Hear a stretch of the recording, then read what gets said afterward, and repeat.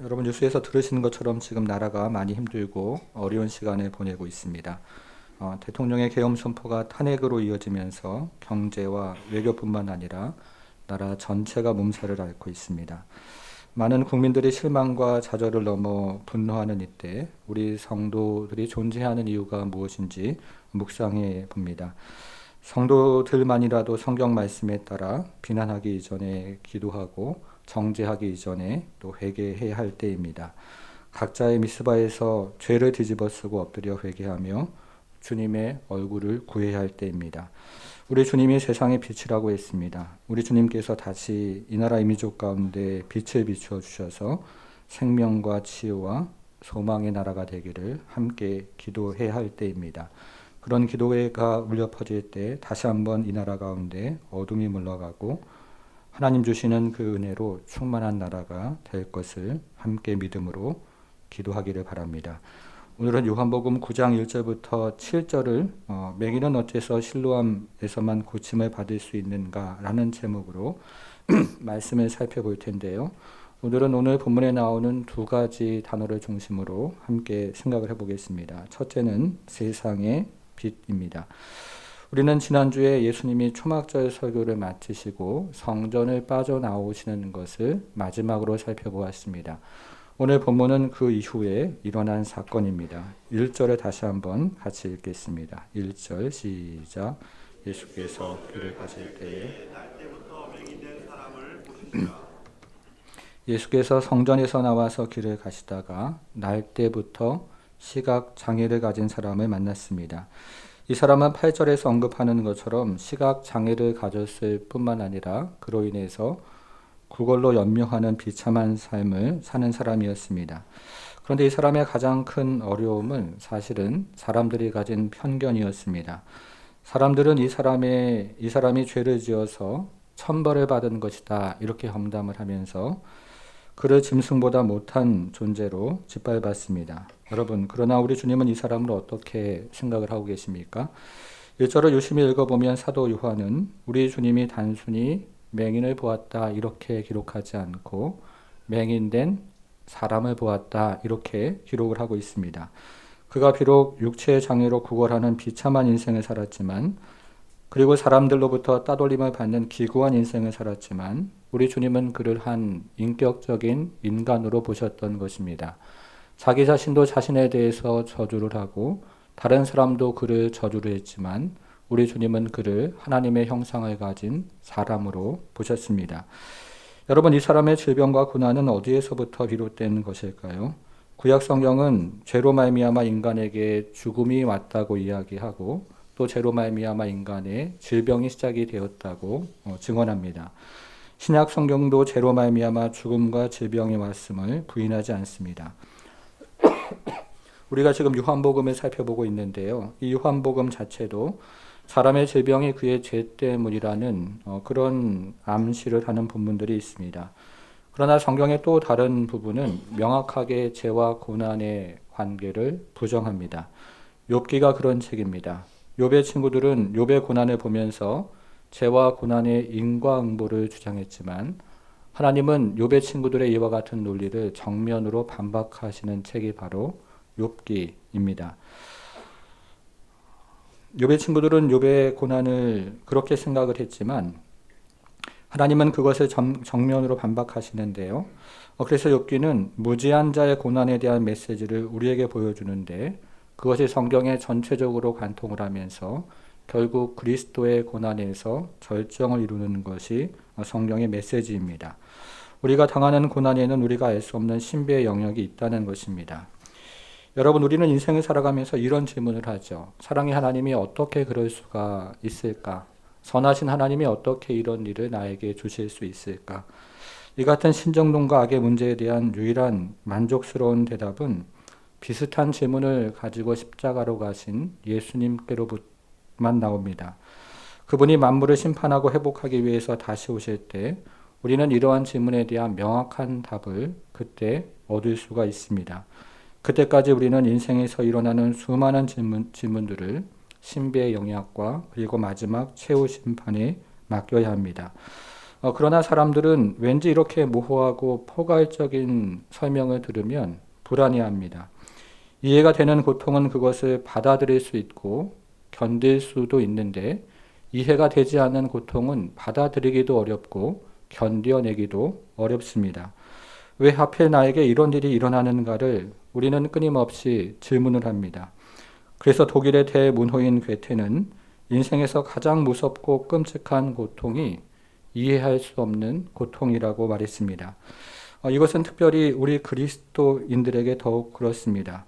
만일에 우리가 믿는 하나님이 정말로 아무런 이유 없이 우리에게 질병과 고통을 주는 하나님이라면 우리는 어떻게 이렇게 불합리하고 그리고 변덕스러운 하나님을 믿을 수 있겠습니까? 그래서 당시 바리새인들은 여호와 하나님은 이유 없이 고난을 주지 않는다, 혹은 사람들이 질병을 겪는 것은 그 사람이 어떤 죄 때문이다 라는 인과응보의 교리를 만들어서 자신들의 신학을 방어했습니다. 오늘 예수님의 제자들이 태어날 때부터 앞을 보지 못하는 사람을 가리키면서 자신들의 죄나 혹은 부모의 죄나 어떤 죄의 결과라고 보는 것이 바로 바리새인적인 태도입니다. 2절이 그 말씀인데요. 2절에 보면 랍비여, 이 사람이 맹의로 난 것이 누구의 죄로 인함이니까? 자기니까? 그의 부모니까? 제자들은 이 사람의 장애를 이 사람의 죄 혹은 부모의 죄에서 찾았습니다. 이것이 당시 바리새인들의 생각이기도 하고 오늘날 대부분의 그리스도인들의 생각이기도 합니다. 여러분, 그러나 이런 사고가 가지고 있는 문제점이 무엇일까요? 이런 사고가 가지고 있는 문제점은 생각이 늘 과거에 고정이 되어 있다는 것입니다.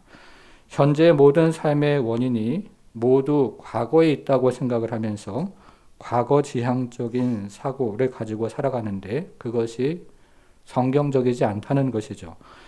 여러분, 우리 예수님은 어떻게 말씀하십니까? 3절을 같이 한번 읽어보겠습니다. 3절 시작. 예수께서 대답하시되 이 사람이나 그 부모의 죄로 인한 것이 아니라 그에게서 하나님이 하시는 일을. 나타내고자 하심이라. 지금 우리 주님의 시선은 미래를 향하고 있습니다. 이 구절을 원문으로 읽어보면 중간에 그러나라는 접속사가 있는데요. 예수님의 그러나는 제자들에게 완전히 다른 시야를 열어주십니다. 우리 주님은 제자들의 시선이 더 이상 과거에 고정되어 있지 않고 미래를 향하도록 다른 시야를 열어주고 계십니다. 사랑하는 여러분, 믿음이 무엇입니까? 히브리서 기자는 믿음은 바라는 것들의 실상이요 보지 못하는 것의 증거라고 했습니다. 남서울 3번 교회 이문식 목사님은 과거에 의해서 현재를 보는 것이 아니라 미래에 의해서 현재를 보는 것이 믿음이라고 했습니다. 믿음은 하나님의 미래를 향하여 마음을 여는 것입니다. 어떤 목사님과 아들이 있었습니다.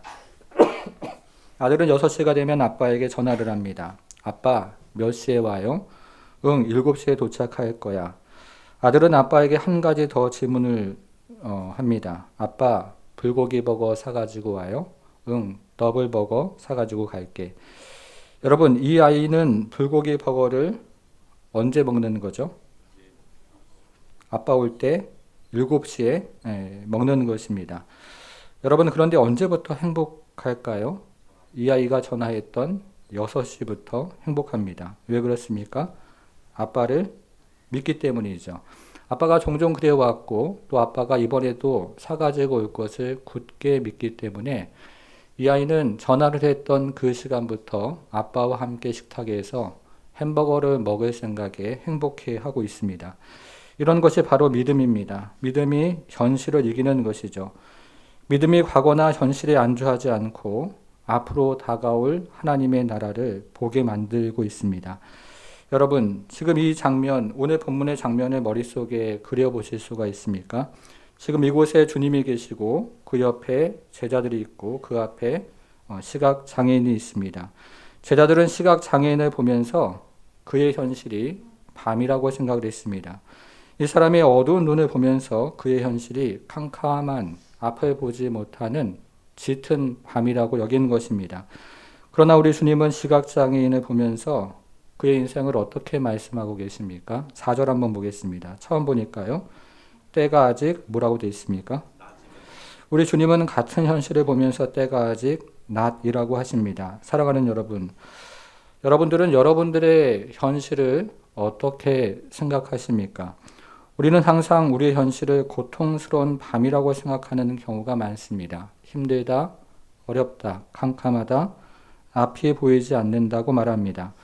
우리 자녀들 세대는 더욱 어렵습니다. 입시도 어렵고, 취업도 어렵고, 직장 생활도, 또 결혼도, 자녀 양육도 어렵습니다. 우리나라도 지금 마찬가지죠. 우리나라의 현실도 캄캄한 밤처럼 보입니다. 어느 것 하나 제대로 돌아가지 않는 고통스러운 밤처럼 보이고 있습니다. 여러분, 그러나 우리 주님은 현재를 어떻게 해석하고 있습니까? 절망과 어둠이 가득한 밤이라고 말씀하지 않고 낮이라고 말씀하십니다. 우리 주님은 지금 우리의 현실을 낮이라고 하십니다.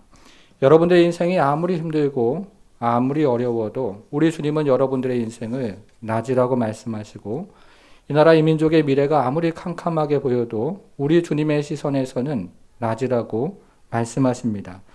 여러분, 우리 주님이 왜 우리의 현실을 아시면서, 캄캄한 밤 같은 현실을 아시면서 밤이라고 이야기하지 않고 낮이라고 말씀을 하실까요? 그 이유가 5절에 나옵니다. 5절은 이렇게 우리에게 이야기하는데요. 내가 세상에 있을 동안에는 세상의 빛이니라. 이 빛이 세상을 비추는 동안에는 우리 인생이 아무리 힘들고 아무리 어려워도 우리 인생이 낮이라는 겁니다. 이 나라의 민족이 앞날이 캄캄해서 아무것도 보이지 않는 현실을 보면서도 우리 주님의 시선에는 여전히 낮이었던 것입니다. 이것이 우리 주님의 시각입니다. 사랑하는 여러분, 여러분들의 현실이 어떠하든 간에 여러분들의 현실이 낮음을 믿으시기를 바랍니다. 이 나라의 미래도 낮음을 믿고 기도하는 성도가 되기를 바랍니다. 왜냐하면 우리 주님이 세상의 빛으로 이 땅에 오셨기 때문입니다. 사랑하는 여러분, 우리 주님께서 지금 밤이 아니라 낮이라고 선포하시는 것은 우리 주님께서 하실 일이 있다는 뜻입니다. 4절을 계속해서 읽어보겠습니다. 때가 아직 낮음에 나를 보내신 이의 일을 우리가 하여야 하리라. 주님께서 낮이라고 선포하시는 것은요, 우리 주님께서 하시는 일이 있다는 것이죠. 그러면 우리 주님께서 시각장애인의 현실을 낮이라고 선포하시면서 주님께서 하실 일은 무엇일까요?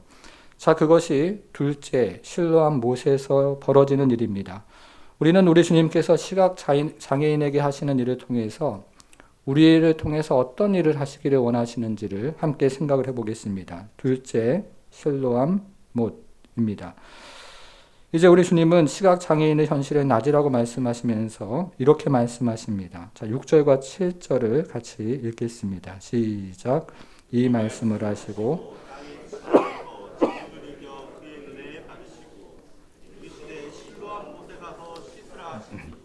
실로암은 번역하면 보냄을 받았다는 뜻이다. 이에 가서 씻고 밝은 눈으로 왔더라. 이제 우리 주님은 땅에 침을 뱉어 진흙을 이겨 그의 눈에 바르고 실로암 못에 가서 씻으라 말씀하십니다. 그랬더니 정말로 이 시각 장애인의 눈이 밝아져서 온 세상을 보게 되었습니다. 여러분, 그런데 이 과정을 한번 상상해 보십시오. 이 과정에서 고상하고 그리고 거룩한 모습이 보입니까? 중동의 뜨거운 태양 아래에서 바싹 마른 메마른 흙에 얼마나 침을 칵칵하고 뱉으면 진흙을 이길 수 있겠습니까? 그리고 얼마나 오랫동안 침과 진흙을 버무리면 그것이 눈에 바를 수 있는 반죽이 되었을까요? 이런 과정을 생각해 보면 전혀 사실은 은혜스럽지가 않습니다. 여러분, 우리 주님은 왜 이런 기이한 행동을 하셨을까요? 옛날 교부들은 사람이 흙으로 만들었다는 것을 상기하기 위해서 흙으로 눈에 덮었다고 해석을 했습니다. 현대 신학자들은 인간의 침은 부정을 가져오는데 이 금기를 역전시키는 주님의 권위를 보여주기 위해서였다고 이야기를 했습니다. 어떤 목사님은 예수님이 이런 행동을 하셔야만 불편을 느낀 이 시각장애인이 실로암 못에 가서 씻을 것이기 때문에 예수님께서 이런 행동을 하셨다고 이야기했습니다. 그런데 이런 주장은 모두 애매함이 있습니다. 사람이 흙에서 왔다는 사실과 주님이 진흙을 눈에 바른다는 사실 사이에는 연관성이 없어 보입니다. 인간의 침이 부정한 것은 맞지만 인간의 침을 약으로 썼다는 고대 문헌의 기록도 있습니다. 눈에 바른 진흙의 불편함으로 인해서 더 불편한 저 멀리 있는 실로암에 가서 그것을 씻어내라는 말도 이해가 되지 않습니다. 여러분, 그렇다면 주님께서 진흙을 바르신 진짜 이유가 무엇일까요? 저는 주님께서 진흙을 바르신 진짜 이유가 이 사람의 순종을 원해서였기 때문이라고 생각합니다. 여러분, 지금 이 상황을 한번 머릿속으로 생각을 해 보십시오. 예수님이 초막절 설교를 마치고 성전 문을 나오다가 성전 문 앞에서 구걸하는 한 시각 장애인을 보셨습니다. 이때 제자들은 그를 향해서 그의 장애됨이 누구의 죄인지를 물었고, 우리 주님은 그런 것이 아니라 이 사람을 통해서 하나님의 일을 나타내고자 함이라고 말씀하셨습니다. 그리고 그의 인생을 향해서 낮이라고 선포하시고 진흙을 이겨 그의 눈에 바르십니다. 여러분, 이때 이 사람의 모습이 어땠을까요? 이 사람의 얼굴이 아주 보기 싫어졌겠죠.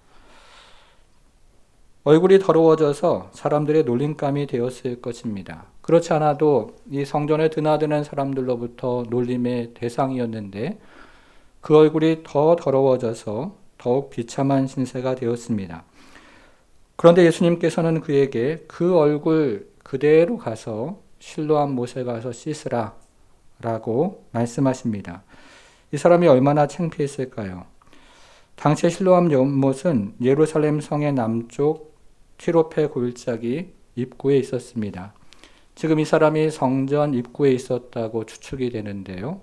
거기서부터 이 실로암 연못까지의 거리는 약 5리가 됩니다. 건강한 사람이라면 그 거리가 힘든 거리는 아니지만 시각 장애인이 지팡이를 짚고 가기에는 결코 쉬운 거리가 아닙니다. 누군가의 손을 잡고 간다고 해도 아주 어려운 일입니다. 오래전에 저희 교회 부흥회 강사로 오신 노진준 목사님이 계십니다. 이분은 태어날 때부터 한쪽 다리가 소아마비에 걸려서 평생토록 지팡이를 짚고 다니시는 분이죠. 이분이 오래전에 태국에 단기 선교를 갔는데요. 팀이 방콕에 있는 한 사원을 방문하기로 했습니다. 오래 걷는 것이 좀 두려워서 얼마나 걸어야 하는지를 물었는데 금방이면 간다는 이야기를 들었습니다. 그런데 걷는 그 시간이 30분이 넘어가는 바람에 이분이 중간에 포기를 하고 결국에 이분은 사원을 가지 못했다는 이야기를 들었습니다. 지금 이 시각장애인의 상황이 그랬을 것입니다. 한 번도 가본 적이 없는 길을 5리나 가라는 것은 이 사람의 상황을 전혀 고려하지 않는 아주 무정한 말입니다. 이 사람이 실로암에 도착한다고 해서 거기서 끝나는 것도 아닙니다. 앞을 보지 못하는 사람이 실로암 기슭 그 물가 안으로 들어가야 합니다. 이것은 이 사람에게 매우 큰 위험 부담이 따르는 일입니다. 어찌 보면 이 모든 과정이 마치 이 사람을 골탕 먹이는 일처럼 보일 수가 있습니다. 그럼에도 우리 주님이 원하시는 것은 우리 주님의 말씀을 그대로 믿고 순종하는 것이었습니다. 사랑하는 여러분, 여러분들이 여기에 나오는 시각장애인이라면 어떻게 하시겠습니까? 주님의 말씀에 순종하실 수 있겠습니까? 아니면 중간에 창피하고 또 힘들어서 포기하시겠습니까? 오늘날 이 시대를 살아가는 우리에게 순종은 긍정적인 단어가 아닙니다. 개인의 자유와 인권이 존중되는 이 시대에 순종이라는 단어는 시대에 마냥 뒤떨어진 단어처럼 들립니다. 특히 교회에서 순종하라는 말이 교회 자신만 생각하는 이기주의로 이해된 적이 많기 때문에 순종에 대하여 거부감을 가진 사람들도 많이 있습니다. 어떤 교인들은 자신들의 건강이나 물질이나 그리고 시간에 조금이라도 해가 된다고 생각되면 절대로 순종하지 않습니다. 그리고는 주일날 예배드리는 것 이상을 요구하지 말라는 무언의 사인을 보냅니다. 여러분, 예수님의 요구를 한번 다시 생각해 보십시오. 시각장애인의 눈에 진흙을 바르고 저 멀리 있는 샘에 가서 씻으라. 이 말이 얼마나 무모하고 얼마나 불편한 요구입니까? 이런 무모함과 불편함 때문에 사람들은 믿음의 가장 결정적인 요소인 순종을 쏙 빼버리고 믿음을 단순히 지적인 동의 정도로만 변질을 시켜버렸습니다. 그러나 다른 사람의 시선이 불편해서 순종하지 않으면 주님과의 만남이 없습니다. 그 거리가 너무 멀어서 순종하지 않는다면 주님의 치유도 경험할 수 없습니다. 실로암으로 내려가는 것이 너무나 위험해서 내려가지 않는다면 아무런 일도 일어나지 않는 것이죠. 여러분, 우리가 순종해야 되는 진짜 이유가 무엇일까요? 6절, 7절 다시 한번 좀 읽어보겠습니다. 6절, 7절 시작. 이 말씀을 하시고 땅에 심을 뱉어 진흙을 이겨 실로암 못에 가서 씻으라 하시니 실로암은 번역하면 보냄을 받았다는 뜻이라. 이에 가서 씻고 이 구절을 우리가 읽어보니까요, 사도 요한은 실로암의 의미를 애써 번역을 하고 있습니다. 그 이유가 무엇일까요? 실로암이라는 단어는 실로라는 히브리 말에서 왔는데 이방 교회들이 이 히브리 말의 의미를 몰랐기 때문에 이 단어를 애써 번역을 하고 있는 것입니다. 그런데 이 못이 실로암이라는 이름을 가진 데에는 역사적인 중요한 배경이 있습니다. 이스라엘의 선왕이었던 히스기야 왕이 사네립이 거느린 아수르 군대의 위협에 직면했을 때 예루살렘 성 주변에 있는 모든 물줄기를 틀어 막아버렸습니다. 예루살렘을 포위한 아수르 군대가 물을 사용하지 못하도록 하기 위해서였습니다. 이처럼 모든 물줄기를 막은 히스기야는 인공으로 지하 수로를 만들어서 예루살렘 성 밖에 있는 기혼샘으로부터 예루살렘 성 안으로 물을 끌어들였습니다. 이렇게 기온샘으로부터 끌어들인 물을 저장하기 위해서 만든 연못이 있는데 그것이 바로 실로암 연못이었습니다. 기온샘에서 실로암까지의 직선 거리가 332m인데요. 히스기야 왕은 암석층을 피하면서 540m의 지하 인공 수로를 만들었던 것입니다. 그래서 이 못은 스스로 솟아나는 샘물이 아닙니다. 이 못은 스스로 솟아나는 샘물이 아니라 기온샘으로부터 보냄받은 물을 저장하는 연못입니다. 이런 연으로 이 연못의 이름을 보냄을 받았다 하는 실로암이라고 부르게 되었습니다. 여러분, 그런데요, 사도 요한은 보냄을 받았다 하는 말을 그 앞에서 사용을 합니다. 4절을 한번 보겠습니다. 때가 아직 낮음에, 자, 그 다음 한번 보세요. 나를 보내신 이의 일을 우리가 하여야 하리라. 예수님을 가리켜 바로 보냄을 받은 분이라고 이야기합니다. 예수님이 바로 하나님으로부터 보냄을 받은 참 실로암이라는 뜻입니다. 이사야 8장 6절을 보면 이스라엘 백성들이 실로를 버리고 외세를 의지하는 것을 이사야가 책망하는 것을 보게 되는데 그것이 이스라엘의 역사였습니다. 그러나 이제 하나님으로부터 보냄을 받은 진정한 실로암이 이 땅에 오셔서 백성들의 눈을 열어주시는 것입니다. 여러분, 원수들에게 포위를 당할 때 마지막으로 생존할 수 있는 원천이 어디였습니까? 기근이 와서 성 안의 모든 샘이 메말랐을 때 마지막으로 살 수 있는 소망을 가진 그 원천이 되는 곳이 어디였습니까? 바로 실로암입니다. 마지막으로 생존할 수 있는 원천이 바로 실로암이었고 마지막으로 살아남을 수 있는 근원이 되는 셈이 바로 실로암이었습니다. 여러분, 지금 사도 요한이 던지는 메시지가 바로 그것입니다. 예수님이야말로 하나님이 보낸 참 실로암입니다. 예수님이야말로 하나님으로부터 보냄을 받은 참 실로암이라는 거죠. 아무리 기근이 들어도 그곳에 가면 살 수 있는 근원이 되시는 분, 아무리 원수들로부터 둘러싸여 있어도 그곳에 가면 살 수 있는 근원이 되시는 분, 아무리 힘들고 어려워도 그곳에 가면 살 수 있는 도피성이 되시는 분, 그분이 바로 예수 그리스도입니다. 여러분 믿으십니까? 사랑하는 여러분, 지금 나라가 참 어렵고 혼란합니다. 경제도 큰일이고 외교도 큰일입니다. 그러나 이 나라 이 민족이 아무리 힘들고 아무리 어려워도 하나님이 보내신 실로암으로 가면 살 수 있습니다. 경제가 아무리 힘들고 어려워도 하나님이 보내신 실로암으로 가면 살 길이 있습니다.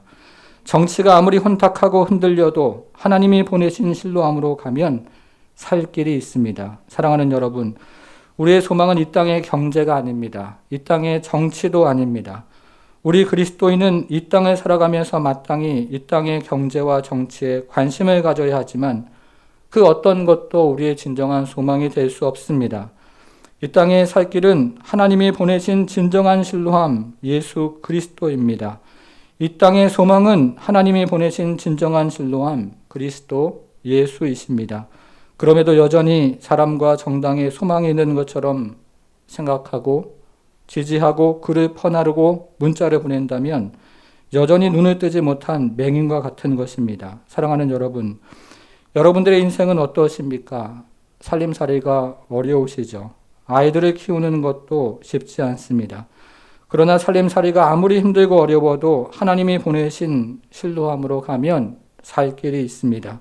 자녀들의 시대가 아무리 혼탁하고 흔들려도 하나님이 보내신 실로암으로 가면 살 소망이 있는 것입니다.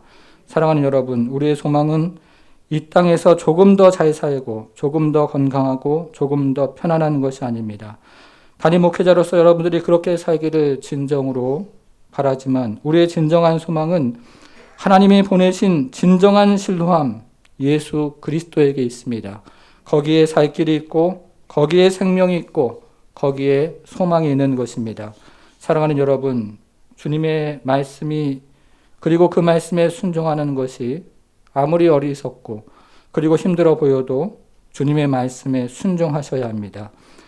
주님의 말씀에 순종하는 것이 진흙을 얼굴에 바르는 것만큼 어리석게 보이고 시각장애인이 먼 거리를 가는 것처럼 힘들어 보이고 지팡이를 짚은 사람에게 물가로 내려가라고 하는 것처럼 위험해 보이더라도 우리 주님의 말씀에 순종하셔야 합니다.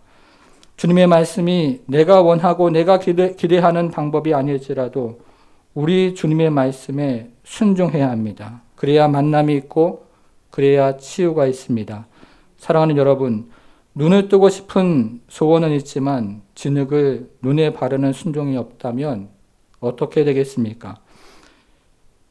눈을 뜨고 싶은 마음은 있지만 실로암까지 걸어가는 순종이 없다면 어떻게 될까요? 거기에는 만남도 없고 거기에는 치유도 없습니다. 사랑하는 여러분, 주님의 말씀이 이해되지 않아도 우리는 순종해야 합니다. 주님의 방법이 나의 방법과 너무 달라도 우리는 순종해야 합니다. 그러면 주님을 만날 것입니다.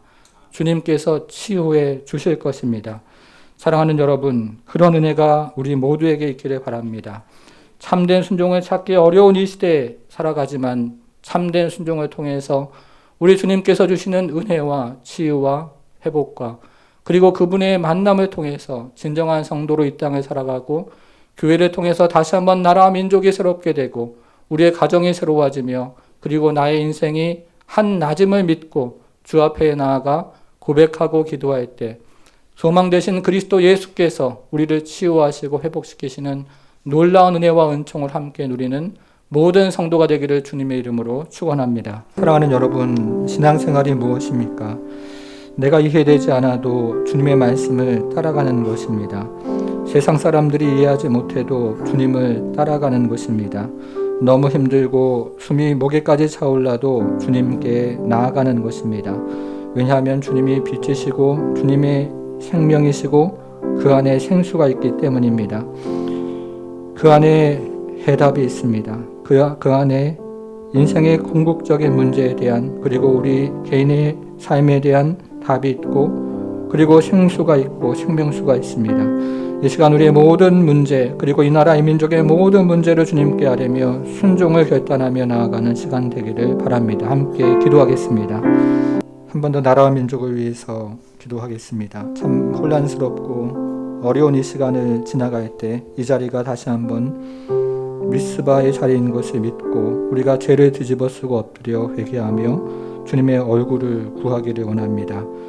하나님은 다시 한번 오늘 본문 말씀을 통해서 분명히 말씀하십니다. 때가 나지라고 말씀하시고 우리가 함께 기도하며 주 앞에 나아갈 때 주님, 세상의 빛 되신 주님께서 이 땅을 비추어 주시면 어둠이 물러가고 그리스도 예수의 그 생명의 말씀이 다시 한번 세워지고, 그래서 이 땅 가운데 참으로 그리스도의 푸른 계절이 올 것을 믿고 고백함으로, 그러므로 참으로 우리에게 주시는 그 생수의 실로암 되시는 예수 그리스도 앞에 우리가 엎드려 기도할 때 다시 한번 소경이 눈을 뜬 것처럼 우리가 눈을 떠서 이 나라 이 민족이 그리스도를 바라보는 나라 민족 되게 해달라고 소원하는 마음으로 함께 기도하겠습니다. 하나님 아버지,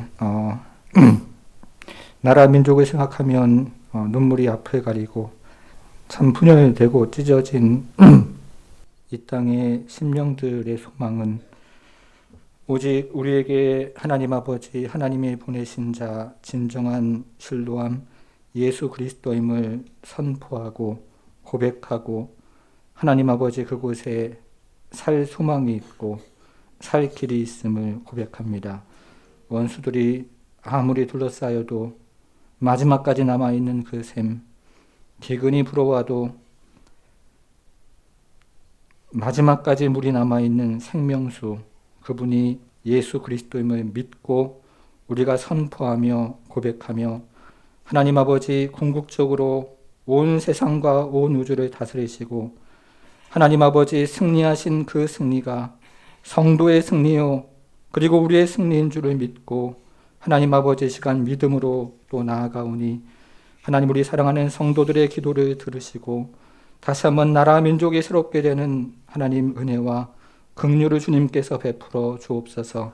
하나님, 우리는 주님의 말씀이 내가 원하고 내가 기대하는 방법이 아닐지라도 순종하기를 원하고, 하나님 아버지 주님의 말씀이 나에게 어리석어 보이고 아무리 힘들어 보여도 다시 한번 순종하기를 원하며, 하나님 아버지 그래서 참으로 우리가 주님과 하나님 아버지 만남이 그리고 거기에 치유가 그리고 은혜가 임할 것을 하나님 기도하며 주 앞에 참된 순종의 제사를 드리기를 원하오니, 살아계신 하나님 아버지 참으로 이 교회를 또 이곳에 있는 성도를 하나님 아버지 그런 성도 그런 교회로 귀하게 사용하여 주시고, 하나님 마지막 날에 하나님 아버지 참으로 우리가 그리스도의 십자가와 그분의 말씀을 우리의 생명보다 우리의 인생보다 귀하게 여기며, 하나님 그래서 참으로 주님 앞에 하나님의 말씀을 하나님 아버지 부여잡고 살아가는 모든 성도의 걸음을 인생을 살아갈 수 있도록 우리 하나님 함께 주옵소서. 한 주간 나라 민족을 위해서 다시 엎드려 기도할 때 주님 교회마다 힘을 주시고 하나님 아버지 기도의 영성을 더하여 주시며, 하나님 아버지 오직 실로암 되시는 그리스도 예수 안에 답이 있고 생수가 있고 살 길이 있음을 믿고 기도할 때 나라 민족이 하나님 아버지 참으로 기도의 방향대로 또 주님께서 하나님 아버지 빛을 비추시는 그 빛의 방향대로 회복되고 새롭게 될 줄 믿사오니, 우리 주님께서 낮이라 선포하신 그 선포의 말씀을 믿고 기도할 때마다 우리 성도들의 영혼도 살아나는 역사가 있도록 우리 하나님 축복해 주옵소서. 이제는 우리 주 예수 그리스도의 은혜와 하나님의 크신 사랑과 성령의 감화 감동 충만케 하심이 아무리 어렵고 아무리 힘들어도 진정한 치유와 회복이 예수 그리스도 안에 있음을 믿고 순종을 결단하는 모든 성도들 머리 위에 이제부터 영원토록 함께 하실지어다. 아멘.